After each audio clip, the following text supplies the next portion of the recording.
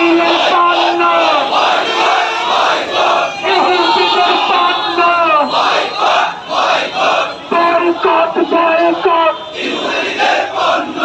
করতে হবে বয়কট সারা বিশ্বের মুসলিম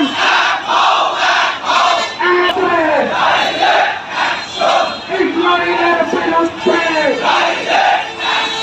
জনপদের বিরুদ্ধে ফিলিস্তিনের পক্ষে অ্যাকশন টু অ্যাকশন মুসলমানের অ্যাকশন ইহুদিদের বিরুদ্ধে